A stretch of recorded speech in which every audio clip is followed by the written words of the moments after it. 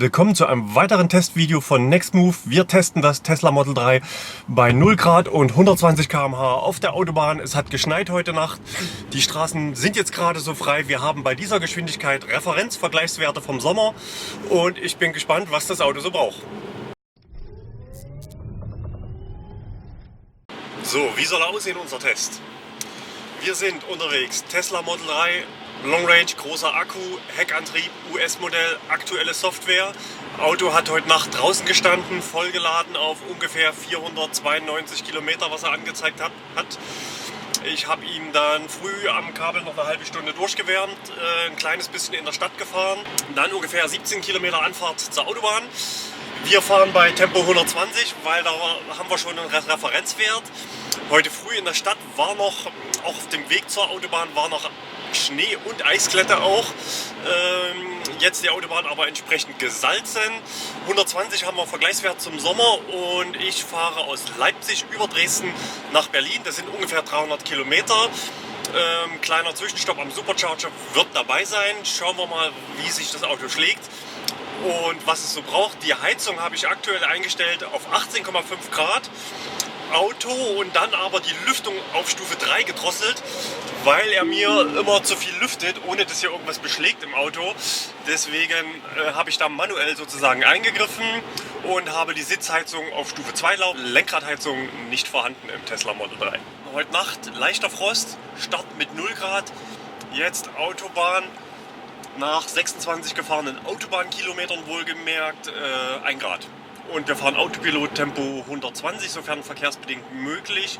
Allerdings läuft der Verkehr ziemlich flüssig. Es ist selten, dass ich unter die 120 km/h aktuell drunter komme. Das Dach konnte ich über die Klimaanlage sozusagen abtauen und der Schnee war dann also schnell geschmolzen und weggeschoben bzw. ist weggeflogen.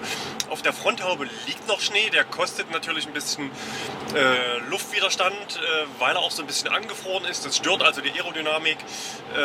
Praxistest im Winter, so ist es halt, wenn das Auto draußen steht.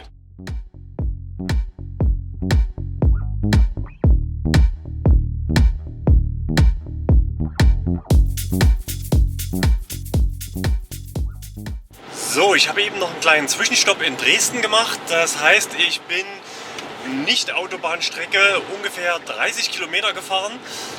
Im Stadtverkehr ist das Model 3 natürlich sparsamer als bei 120 auf der Autobahn. Das heißt, ich habe den Verbrauch natürlich jetzt ein kleines bisschen gedrückt. Wir sind eben heute auf Praxistest und nicht auf 1:1 Vergleichstest auf unserer sogenannten Hausstrecke. Das heißt, es kann sich hier natürlich auch Höhendifferenz und ein Windeffekt ergeben. Allerdings von Berlin nach Leipzig ist eine Höhendifferenz 30, 40 Meter. Viel hoch und runter geht es auch nicht zwischendurch. Es ist flaches Gelände und der Wind kommt von da. Als Elektroautofahrer, der Testvideos dreht, schaut man natürlich immer auf die Windräder. Ich hatte also Leipzig-Dresden leichten Rückenwind und jetzt sozusagen Seitenwind. Allerdings fahre ich jetzt hier auch im Wald entlang sozusagen auf der Autobahn und die Bäume bewegen sich auch nicht groß. Man sieht es also nur an den Windrädern und ein bisschen an den Wolken. Kein starker Wind. Ich wollte sozusagen nur ein Zwischenupdate geben, dass 30 Kilometer unserer gesamten Strecke Stadtverkehr dabei waren und keine komplett Autobahnstrecke heute gefahren wurde. So, ich bin am Aufladen. Test ist gelaufen. Da sind sie, die spannenden Werte, die da wären. Ich habe hier angestöpselt bei ungefähr 21% Restreichweite. Gefahren bin ich 270 Kilometer ab Start heute früh, inklusive da ein bisschen Stadtverkehr, noch Türen auf, Türen zu, anheizen. Auf Glätte und Schneematsch, aber das waren nur ein paar Kilometer. Ist auch im Durchschnitt, ich habe jetzt einen Autobahnverbrauch, wo das Stück in Dresden drin ist, mit 197 Wattstunden und all over seit heute früh 201 Wattstunden. Also grob 20 Kilowattstunden auf 100 Kilometer bei Tempo 120, sofern verkehrsbedingt möglich auf der Autobahn. Allerdings war jetzt die A13 auch sehr frei. 270 Kilometer gefahren, 54 Kilowattstunden gebraucht.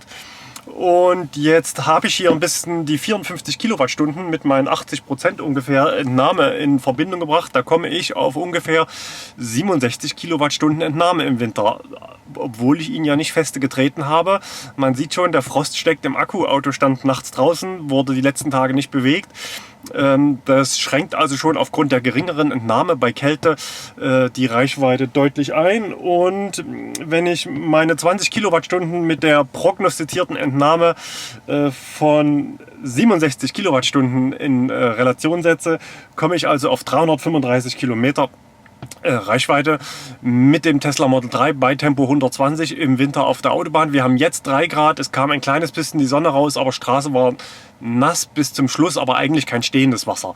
Insofern Wind hatte ich gesagt, kam Kante hinten links oder Kante links könnte man auch sagen, Seitenwind. Insofern ist es ungefähr die Reichweite, die er im Sommer bei Tempo 150 schafft. Also 120 im Winter, 150 im Sommer, ungefähr die gleiche Reichweite mit dem Tesla Model 3. Folgende Faktoren. Erstens, das Ding hat keine Wärmepumpe. Zweitens, das Ding hat ein schickes, großes Glasdach. Hier ist keine Isolierung. Da ist nur 1 mm Kunststoff nach draußen. Da geht eine ganze Menge weg. Verglichen mit einem Auto, was da vielleicht ein Blechdach mit einer Dämmung hat. Der kalte Akku hat einen höheren Innenwiderstand, kriegen wir nicht so viel raus. Das sind die Faktoren. Jammern auf hohem Niveau. Ich komme an, ich lade jetzt hier ein paar Minuten und muss schon sehen, dass ich das Video fertig kriege, denn ich habe Termin in Berlin beim Minister. Bis zum nächsten Video. Kanal abonnieren. Wir testen weiter. Ciao. GoPro ist auf dem Dach. Da sieht man auch immer schön hoffentlich den Schnee wegfliegen. Ich bin gefahren. Boom, da kommt noch eine E-Mail. So, ich versuche nochmal einen Teaser.